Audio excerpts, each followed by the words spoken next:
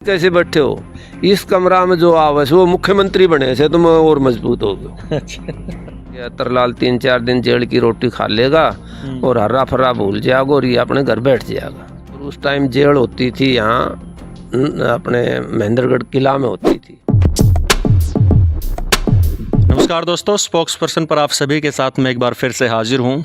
जैसा कि आपको पता है कि अभी विधानसभा के चुनाव अक्टूबर में सरकार ने घोषित कर रखी कि भाई अक्टूबर में विधानसभा के चुनाव करवाए जाएंगे। और जैसा कि आपको पता है कि जिस तरीके से हमने लोकसभा के चुनावों की सर्वे किया था, जो उम्मीदवार लोकसभा के चुनाव में खड़े थे उनसे जो बातचीत की थी वो आप लोगों के सामने पेश की थी, उसी तरीके से अब हम विधानसभा में दोबारा से सर्वे करने के लिए मैदान में उतर चुके हैं। जिस तरीके से उम्मीदवार उतर चुके हैं तो भैया हम भी उतर चुके हैं। इस वक्त मैं आपको बताऊं, मेरे साथ जिस शख्सियत को आप स्क्रीन पर देख पा रहे होंगे, ये विधानसभा चुनाव में अटेली विधानसभा क्षेत्र से जो उम्मीदवार हैं अतरलाल जी मेरे साथ मौजूद हैं। तो नमस्कार सर।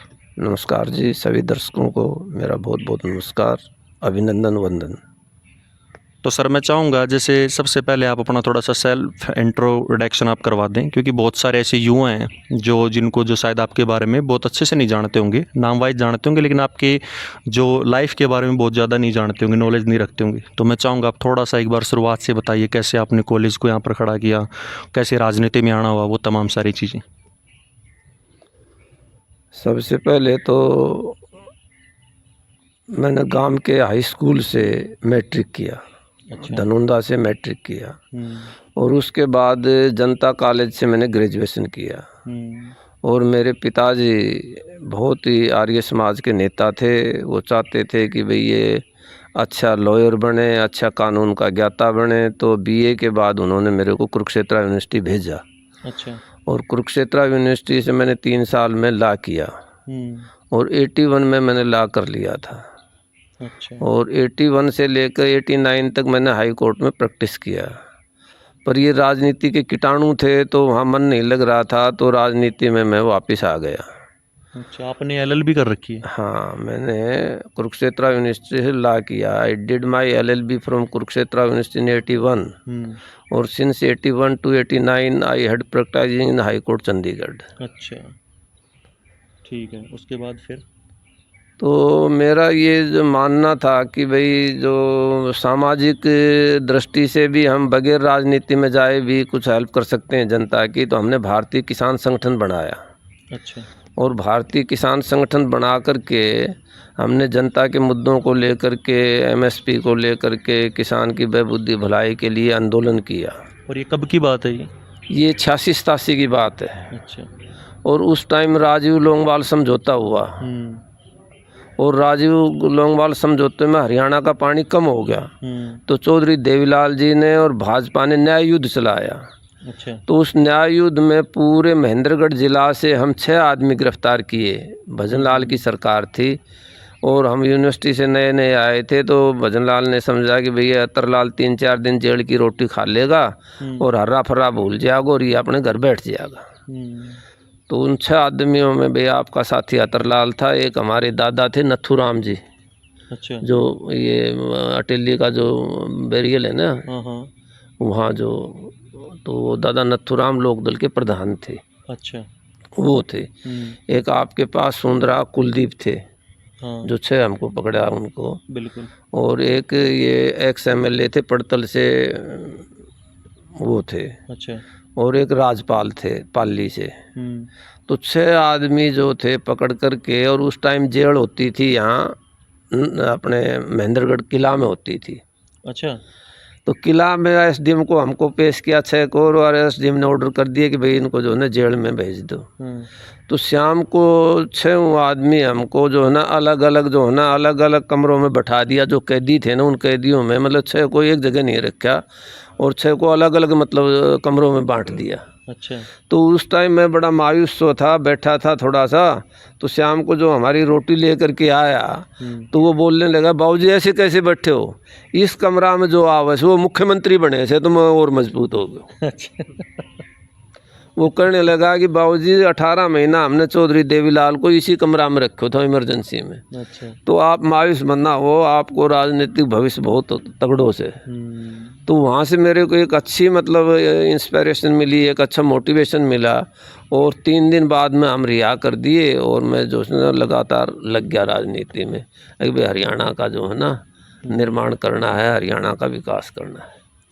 अच्छा, तो जब आपने एलएलबी की थी भाई, कानून की पढ़ाई की थी, तो उसमें फिर मन नहीं लगा? उसमें मन नहीं लगा। उसमें पिताजी का भी यही था, मेरे पिताजी का भी ये ला का अच्छा क्या, पिताजी भी चाहते थे भी ये राजनीति में आवे। अच्छा, मित्र, हाँ, मेरे पिताजी चाहते थे, इसलिए मेरे को जो है ना डॉक्टर राजेंद्र प्रसाद का, सुभाष चंद्र बोस की छोटी छोटी किताबें, डॉक्टर भीमराव अंबेडकर की छोटी छोटी किताबें मेरे को पढ़ने के लिए देते, मेरी सिद्धांत की देते। तो उन्होंने मेरे में बहुत क्रांति की और देश प्रेम की और राष्ट्र प्रेम की जो है ना भावना जागृत की मेरे अंदर। और वो राष्ट्र प्रेम की भावना आज तक, इसीलिए मैं डस नहीं होता, इसलिए मैं परेशान नहीं होता। 2 इलेक्शन मतलब लड़ कर के भी आज भी जब हम जो है ना बहुत मजबूती से इलेक्शन लड़ते हैं, तो उसमें यही है कि भी बढ़ना है। और अब समय बलवान है हमारा, कहते हैं ना कि भी समय बलवान होता है, तो अब के समय बलवान है और अतरलाल सरकार बनाओगे, क्योंकि रली मिली सरकार बनेगी अब के जो है ना, न तो अब के भाजपा की कोई कहानी है न कोई कांग्रेस की कहानी है। तो यहाँ से एमएलए हम बनाएंगे और हम सरकार बनाएंगे। नहीं सर, बिल्कुल सही बात है। और राजनीति में पढ़े लिखे नेता का होना बहुत ज़रूरी है आज के समय।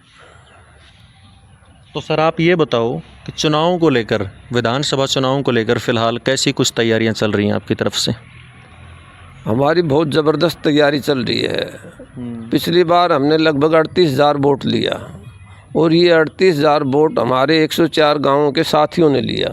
अच्छा। और अब 104 गांवों के साथियों ने अपना मिशन बनाया है कि 38 दूनी 76,000 वोट हमने लेना है, हमने जीतना है। तो 76,000 वोट का हमारा मिशन है। और वोट तो लिए जाते हैं, सही बात, प्रेम से, प्यार से, मिन्नत से, माजरा से, कैसे भी जो है ना, तो हमारे साथी लग रहे हैं और हम ये इलेक्शन जीतेंगे। अच्छा। और एट मौजूद वर्तमान परिदृश्य में तो यहाँ अटेली में कोई उम्मीदवार है ना, प्रत्याशी है तो अतरलाल ही है, बाकी तो सब टिकटार्थी हैं, हमारे मुकाबले में टिकटार्थी हैं। अच्छा। तो वो तो ये समझते हैं कि भाई टिकट मिल जाएगा तो लड़ लेंगे इलेक्शन। और हमारा ये है कि भाई हमने तो इलेक्शन लड़ना है, जीतना है और 76,000 वोट लेना है। पिछली बार भी हमारा डायरेक्ट फाइट हो गया था। अच्छा, पिछली बार आप शायद दूसरे नंबर पे थे। दूसरे नंबर पे थे और डायरेक्ट फाइट हुआ हमारा भाजपा से। और अब कभी हमारी, हम ये समझ रहे हैं कि भाई जो है ना डायरेक्ट फाइट होगी। और अब लोकसभा में 1,37,000 वोट पड़ा है, तो 140 वोट विधानसभा में पड़ेगा, तो उसका 50 से भी अबाव, मतलब 17,000 से ज़्यादा, मतलब 76,000 हमने अकेले लेना है, तो हमने ये जीतना है। ये हमारी स्ट्रेटेजी है, ये हमारी रणनीति है। अच्छा, इस इलेक्शन को लेकर। जी। तो सर मैं चाहूँगा एक बार मैं इस कॉलेज के बारे में भी, आप वाले के बारे में थोड़ी सी बातचीत करना चाहूँगा। मैं जब आया और जब मैं कॉलेज के अंदर आया, तो जब मैंने इस इमारत को देखा, कॉलेज वाले को, तो मेरे को लगा बड़ा आलीशान कॉलेज है। तो आप, मैं चाहूँगा इस कॉलेज में किस तरीके की पढ़ाई होती है इधर, मतलब किस सब्जेक्ट के ऊपर बेस है? ये तो जनता का कॉलेज है, जनता की भावनाओं का कॉलेज है। ये लोग कहते हैं अतरलाल का है। अच्छा। अतरलाल का नहीं है, ये सब मेरे दोस्तों का है। अच्छा। उनकी भावनाओं से ये कॉलेज बना, और ये सब ईश्वर की देन है। क्योंकि मैं तो जो है ना फाइट करता था, बसों में पढ़ करके गिर करके टिकट मांगता था, मैं जाता था दिल्ली। अच्छा। पर मैं लगा रहा, 30 साल लगा रहा। तो जो खुदा, जो परवरदिगार है, उसने सोचा कि बेहतरलाल को जुगाड़ करो, राजनीति में तो जुगाड़ चाहिए। तो उस मालिक ने सारा कुछ ऐसा कर दिया कि मेरे को चिंता मुक्त कर दिया। तो ये कॉलेज कब बना था इधर, इसकी नींव कब टिकी थी? 2006 में। 2006 में। और 2001 में जो थी ना हमारी मैडम श्रीमती पुष्पा देवी जी, अच्छा। उनकी ये करामात है। कॉलेज, हाँ, ये कॉलेज का स्कूल भी हमारा गांव में है। अच्छा। सीनियर सेकेंडरी स्कूल गांव में है हमारा। और यहाँ बहुत लोगों को सुविधा मिलती है। पूरा इंजीनियरिंग कॉलेज है, पूरा पॉलिटेक्निक कॉलेज है, पूरा फिजिकल कॉलेज है, पूरा एजुकेशन कॉलेज है। अच्छा, अभी कॉलेज चल रहा है ये? हाँ, सारे चल रहे हैं ये सारे कॉलेज। तो सर आप तीसरी बार इस बार विधानसभा चुनाव में खड़े हो रहे हैं, सही होना में? हाँ, बिल्कुल सही है। तो नॉर्मली होता क्या है कि जब बंदा एक बार विधानसभा चुनाव में खड़े, किसी भी चुनाव में, चाहे सरपंच हो, विधानसभा हो, लोकसभा हो, दूसरी बार खड़ा और फिर हारने के बाद ना कहीं एक मोटिवेशन डाउन हो जाता है कि भाई बस बहुत हुआ। आपके अंदर ये जज्बा, ये मोटिवेशन कहाँ से आता है कि भाई चुनाव फिर से लड़ेंगे? ये धार्मिक आयोजनों से आता है मेरे को। धार्मिक आयोजनों से? हाँ, धार्मिक आयोजनों में जाता हूँ मैं, अच्छा। सत्संग करता हूँ मैं, तो वहाँ से मेरे को मोटिवेशन मिलता है। हाँ हाँ। वहाँ से मेरे को मोटिवेशन मिलता है। और आप शायद भजन भी गाते हैं? वहाँ से बहुत मोटिवेशन मिलता है मेरे को। जैसे वहाँ से मैं जो है ना आनंद को कूट कूट का अपने अंदर भर लेता हूँ, और कुछ रह जाता है ना उसको मैं सुखा लेता हूँ। अच्छा। जैसे अपने पूर्वज होते थे ना, पहले ग्वार की फली ज़्यादा हुआ करती, सुखा लिया करती अपनी माँ हर दादी हर। टींट हुआ कर तो वो सुखा लिया करता। चना को साग हुआ कर तो काट के सुखा लिया करता। और जब कोई बटे हुआ आ जातो और आ जातो तो उनने टाइम बे टाइम बना करके खिला दिया करती। सही बात है। तो जब मैंने कोई गर्दिश आओ से, कठिनाई आओ से, तो सुखाया हुआ आनंद में निकाल के फिर तरोताज़ा हो जाऊँ उसमें। तो मैं कभी जो है ना न घबराता हूँ, न घबराता हूँ, न डरता हूँ, न रुकता हूँ, न थमता हूँ, सीधा सच्चा जीवन जीता हूँ। और जहाँ किसी पर अत्याचार हो वहाँ आवाज़ बुलंद करने की क्षमता रखता हूँ। तो ये क्षमता मेरे को धार्मिक आयोजनों से मिलती है। क्या बात है सर। अभी मैं कनेडा में किसी के पास बैठा हुआ था, तब अचानक वहाँ पर आपकी बातचीत शुरू हो गई। मेरे को था मैं भी मिल के आना है उनसे। तो उन्होंने कहा कि भाई अतरलाल जी तो है ना, जैसे हमारे कनेडा में सत्संग होते हैं तो वो आते हैं। तब मेरे को नहीं पता था भजन गाते हो। उन्होंने मेरे को बताया कि यहाँ आने के बाद वो भजन गाते हैं। तब मेरे को पता चली ये बात कि आप गाते हो। अच्छा, ये इंटरेस्ट कब से था भजन वाला? ये मेरे पिताजी ने देखो, मतलब यहाँ मोहनलाल जी आए थे संयुक्त पंजाब में जब मैं तीसरी में था। अच्छा। तो मेरे पिताजी ने एक भजन बना के दिया मेरे को। अच्छा, खुद लिखा उन्होंने? हाँ, मेरे पिताजी ने भजन लिखा और मैंने वो स्टेज पे सुनाया। अच्छा। जब मैं 30। तो सर आखिरी क्वेश्चन, ज़्यादा मैं बातचीत आगे नहीं बढ़ाऊंगा। मैं चाहता हूं कि हरियाणा विधानसभा चुनाव में बसपा जो है, दोस्तों मैं बताऊं कि ये बसपा से आप चुनाव लड़ेंगे। हाँ, और बसपा से शुरुआत से जुड़े हुए मायावती जी की जो पार्टी है, और शायद 1984 में बसपा शायद बनी थी, अगर मैं गलत नहीं हूँ। अगर गलत हूँ तो माफ़ी चाहूँगा। तो बसपा से जो बसपा है वो इस बार हरियाणा विधानसभा में कितनी सीटें लेने की ताकत रखती है? अटेली की सरकार में भागीदारी होगी, यो मतलब हमारी गारंटी से। सर एक ना अभी आप रास्ते में एक पोस्टर लगा हुआ था आपका, जिसके ऊपर लिखा हुआ था कि अटेली में IMT बनवाएंगे। हाँ जी। ये क्या मतलब? क्योंकि हमने एक सर्वे किया सर, और उस सर्वे में 104 गाँवों में 20,000 ऐसे बच्चे हैं जो माँ बाप के सिर पर बोझ बने बैठे हैं। बिल्कुल। हर घर में एक एक दो दो बच्चे हैं जो हाईली क्वालिफाइड हैं। किसी ने BTech कर रखा है, किसी ने पॉलिटेक्निक कर रखा है, ITI कर रखा है, BEd कर रखा है। तो 20,000 बच्चों का सर्वे किया है। और जब तक यहाँ कोई उद्योग नहीं लगेगा, जब तक यहाँ IMT नहीं बनेगी, इंडस्ट्रियल मॉडल टाउनशिप नहीं बनेगी, आदर्श औद्योगिक नगरी नहीं बनेगी, तो बेरोज़गारी ख़त्म नहीं होगी। तो हमारा पहला काम है, अतरलाल विधायक बनो, अतरलाल सरकार में शामिल होगो, और सबसे पहले हम काम कराएंगा इधर इलाका में IMT बनावाएंगा। इस क्षेत्र को औद्योगिक क्षेत्र घोषित करके और यहाँ IMT बना करके 20,000 बच्चों को एक मुश्त नौकरी देंगे। यो मारो इरादो से, वादो नहीं, इरादो। नेक इरादा है सर। क्योंकि इरादो सफल हो से, वादो सफल नहीं हो। वादो तो धनी वीर को भी ना हो। धनी वीर फेरा पे साथ साथ वादा करा संग नहीं। सही है। जब धनी वीर कोई वादो ना होती, नेता कर देगा वादा पूरा। तो इरादो पूरा हो से। तो अतरलाल को तो इरादों से हम अगर इस इलाका से MLA बना, और जनता की बहुत बड़ी आस्था से हमारे हज़ारों साथी रोज़ाना आशीर्वाद दें से ये बाबूजी अब का बनोगा, इबका आपकी गाड़ी पार से।